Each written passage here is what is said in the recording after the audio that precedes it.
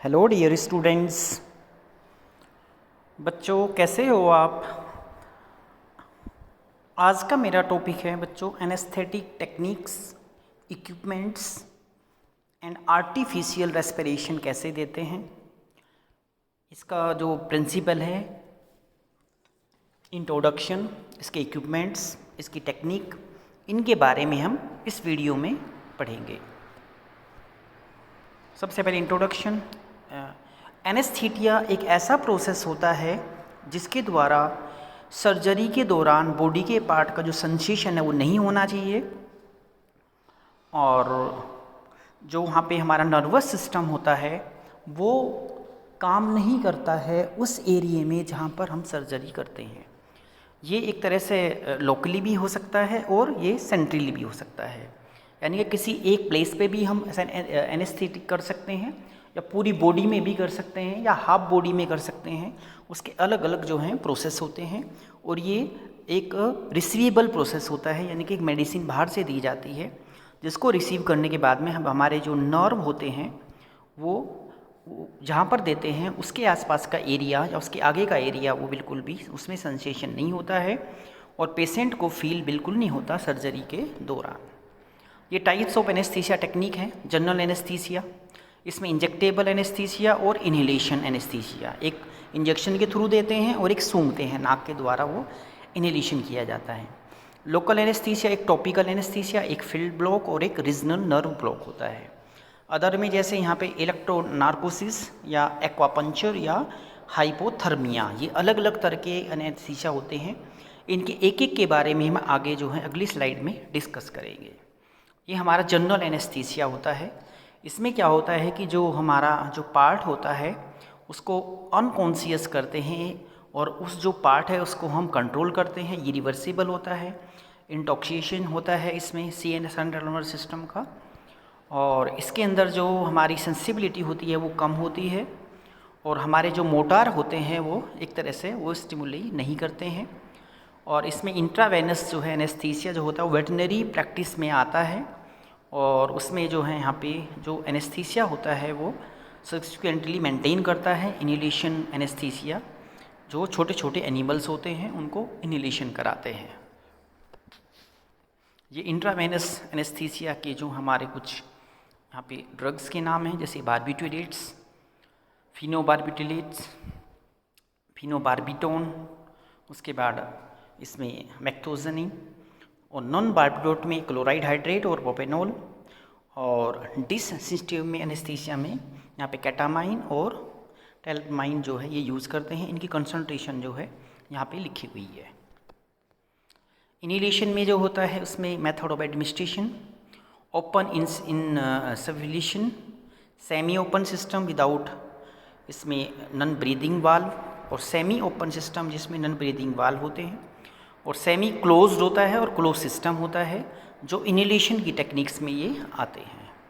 ये inhalation techniques जो है एनेस्थेटिक के कुछ नाम है, वोलेटाइल और गैसेज होती हैं, जैसे यहाँ पे मीथो जाइफ्लोरिन, हेलोथेन, आइसोप्रोलिन और सिवोफ्लोरेंस और नाइट्रस ऑक्साइड, अलग अलग तरह की ये गैसेज होती हैं। कुछ वोलेटाइल होती हैं, कुछ ये देते हैं। उसके दौरान जो है वो गैस के थ्रू जो है वहाँ पर वो पार्ट जो है वो काम नहीं करता है।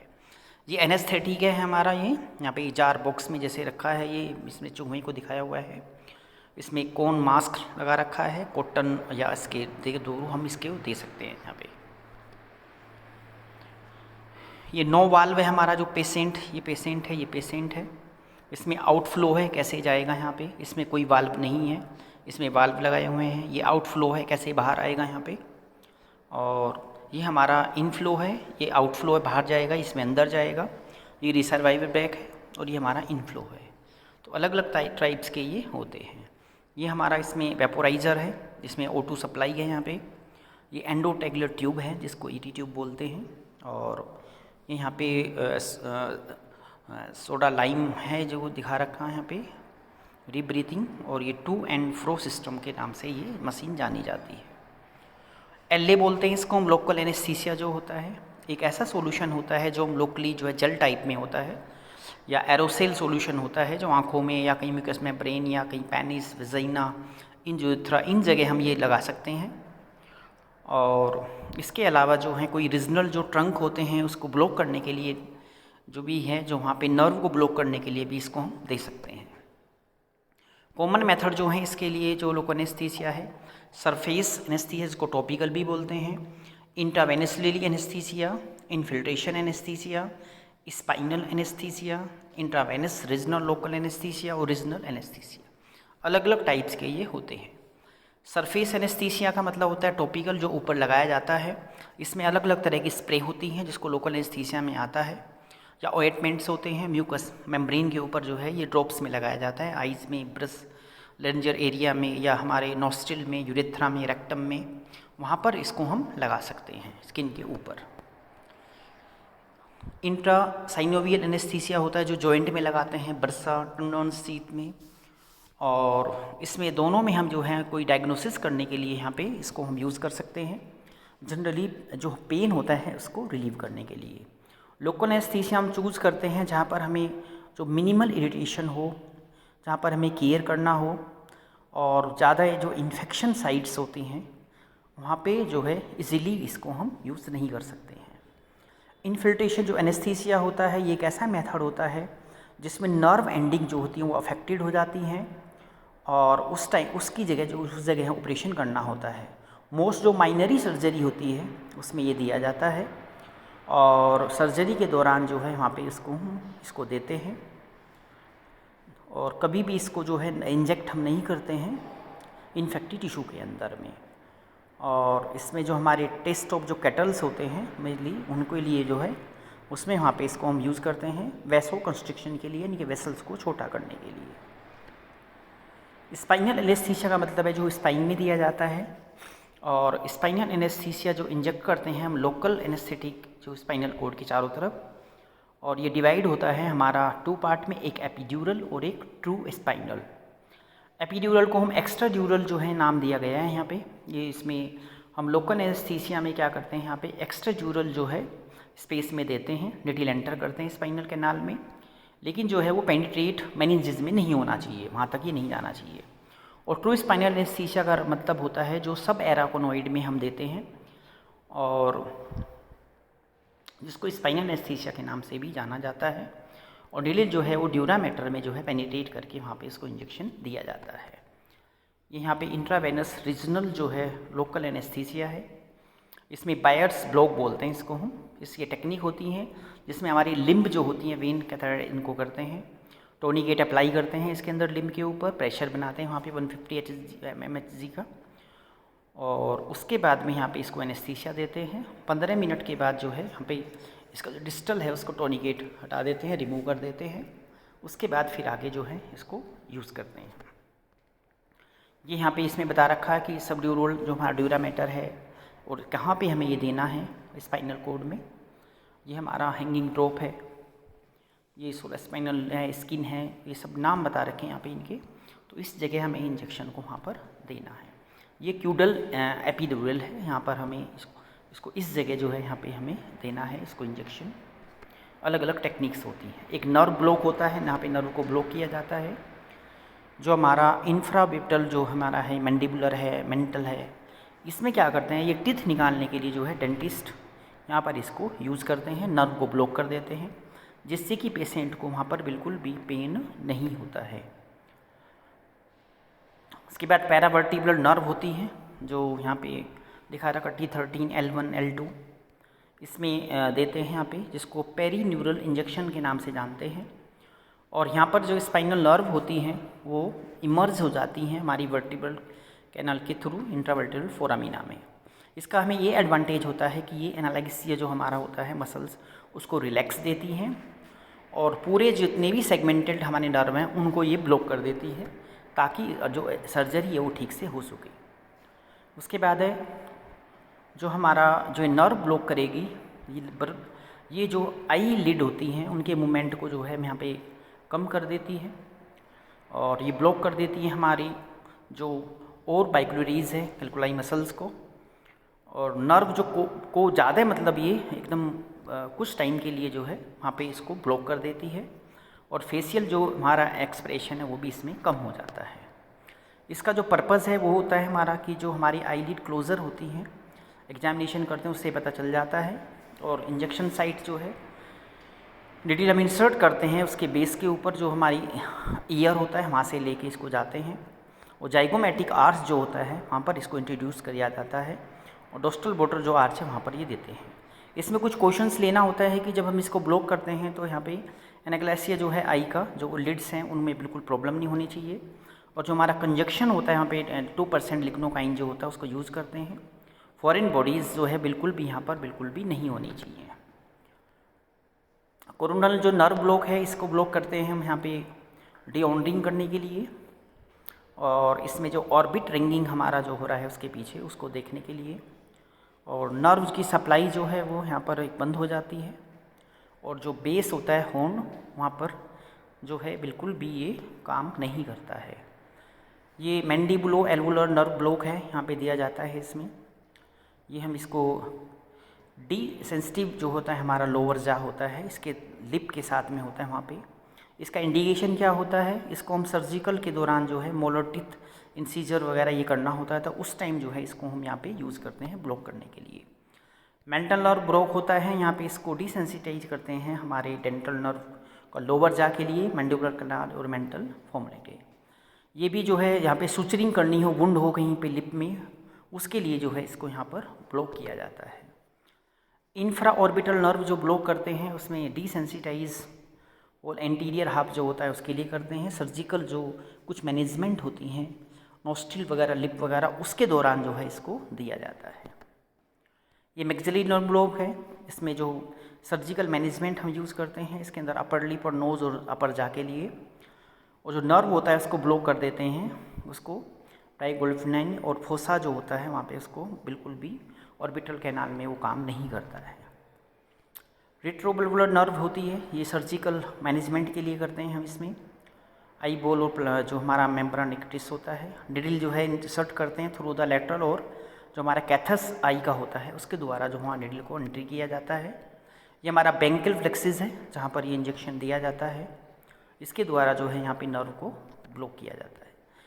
ये कार्पल ब्लॉक है, इसमें इसको बता रखा डोर्सल वेंट्रल, ये डोर्सल वेंट्रल का जो है फर्स्ट इंजेक्शन जो है इसमें यहाँ पे दिया हुआ है, फिर सेकंड इंजेक्शन और फिर थर्ड इंजेक्शन, 3 इंजेक्शन देने के बाद जब ये है ब्लॉक हो जाता है। अदर रूट में जैसे हम यूज़ कर सकते हैं यहाँ पे इलेक्ट्रोनार्कोसिस, एक्वापंचर और हाइपोथर्मिया, ये टेक्निक होती हैं जिनके द्वारा एनेस्थीसिया हम दे सकते हैं। इलेक्ट्रोनार्कोसिस का मतलब होता है यहाँ पर हम इलेक्ट्रिक करंट पासिंग करते हैं जिसके दौरान जो है वहाँ पे जो हमारी जो नर्व है वो काम नहीं करती, वेटरनरी प्रैक्टिस में यूज़ किया जाता है। एक्वापंचर चाइनीज सिस्टम होता है, वहाँ पर उसको यूज़ किया जाता है। और हाइपरथर्मिया जो होता है इसमें टेम्परेचर को कम करके बॉडी को उसमें एनेस्थीसिया दिया जाता है। इसके कुछ इंस्ट्रूमेंट्स हैं जिसके बारे में बताया है यहाँ पे। ईटी ट्यूब होती है, इसको एंडोट्रेकियल ट्यूब के नाम से बोलते हैं, और ये फ्लिक्स ट्यूब होती है ट्रेकिया की, इसको डिलीवर करते हैं, एनेस्थेटिक गैसेज डायरेक्टली देते हैं उसको मशीन के द्वारा लंग्स में।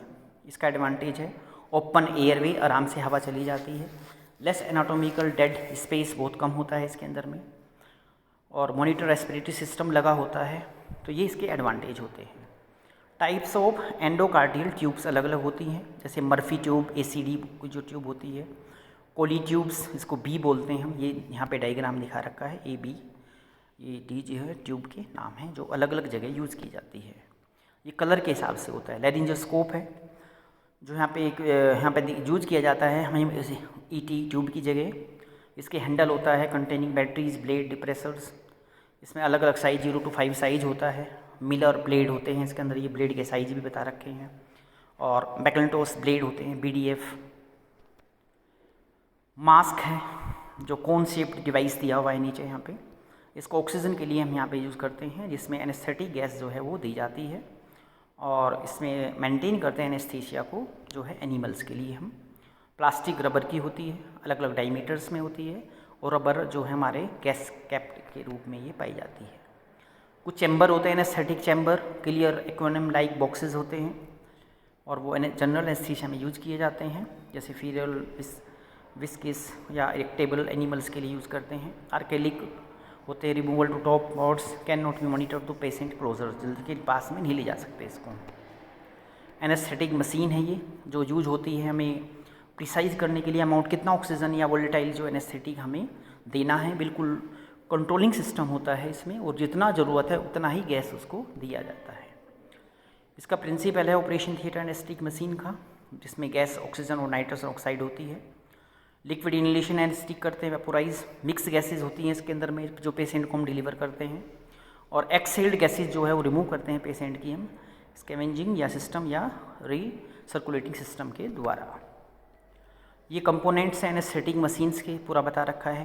कंप्रेस गैस सप्लाई होती है, एनेस्थेटिक वेपोराइजर होता है इसके अंदर में, ब्रीदिंग सर्किट होता है, और स्कैवेंजिंग सिस्टम लगा होता है इसके अंदर में। ये कंपोनेंट्स हैं इसके एनेस्थेटिक मशीन के, जो पूरे के पूरे यहाँ पे एक प्रिंसिपल में इनको समझाया हुआ है कैसे कैसे ये मशीन काम करती है। कंप्रेस गैस सप्लाई है, ऑक्सीजन है जो उसमें कितना होता है वहाँ पे 30% ऑक्सीजन, उसका लेवल कितना रखना है, कंप्लीट वो भरा होना चाहिए वहाँ पे। उसमें होता है ई जो हमारा टैंक छोटा है, एच जो बड़ा टैंक है, तो ये दे रखा है यहाँ पे। इसमें गैस होती है यहाँ पे, कंप्रेस गैस होती है जो कंट्रोल करती है वाल्व के आउटलेट को, और प्री प्रेशर रिड्यूसिंग वाल्व है बी, टैंक प्रेशर है सी, और लाइन प्रेशर है डी। ये सब जो है यहाँ पे इसको कंट्रोल करते हैं। ये हमारा रीब्रीदिंग सिस्टम है, जो हमारा क्लोज रीब्रीदिंग सिस्टम, जिसमें टोटल सिस्टम है, और वाल्व नियरली इसके पास होता है, क्लोज होता है, वो देखता है कैसे इसको फ्लो को हमें कंट्रोल करना है। लार्ज एनिमल एनेस्थीसिया में मोस्टली यूज किया जाता है। सेमी क्लोज ब्रीदिंग सिस्टम होता है, जो इसमें दोनों यूज़ कर सकते हैं, यहाँ पे ऑक्सीजन भी और दूसरी गैसेस भी, और मोस्ट कॉमन कॉन्फ़िगरेशन में इसको यहाँ पे यूज़ किया जाता है। ये हमारा ब्रीदिंग सिस्टम है, हम सांस कैसे लेते हैं। ये ब्रीदिंग सिस्टम के टाइप हैं, वाई पीसीज ब्रीदिंग ट्यूब्स होती हैं, वाई पीसीज होते हैं। ये हमारे ये जो दिखा रखे हैं यहाँ डायग्रामेटिक में, ये अलग अलग साइज़ में होते हैं, 50 mm, 22 mm, 15 mm, अलग अलग डायमीटर्स में ये अवेलेबल होते हैं। नॉन ब्रीदिंग सिस्टम में यहाँ पे स्पेसिमेन सिस्टम है, जिसमें स्मॉल वेरी स्मॉल पेशेंट के लिए होता है, जिसका वजन 2.5 kg से कम हो। लिटिल एक्सेल्ड गैसेज होती हैं रिटर्न, जो वापस पेशेंट में आ जाती हैं। इसमें वेपोराइजर होता है, और कोई कार्बन डाइऑक्साइड नहीं होती इसके अंदर में। कंपोनेंट में इसमें एंडोकार्टियल ट्यूब कनेक्टर होते हैं, fresh gas inlets, reservoir bag, outflow valve, ये सब चीज़ें जो हैं इसमें लगी होती हैं। थैंक यू बच्चों। आज का जो मेरा टॉपिक था वो था एनेस्थेटिक, जो हमारे प्रोसीजर्स हैं, हमारी जो टेक्निक्स होती हैं, रीब्रीदिंग सिस्टम, उनके कौन कौन सी मशीनें अवेलेबल होती हैं, वो सब मैंने आपको इस वीडियो में बताया है। आप वीडियो को देखिए, अच्छे तरीके से समझिए। थैंक यू बच्चों।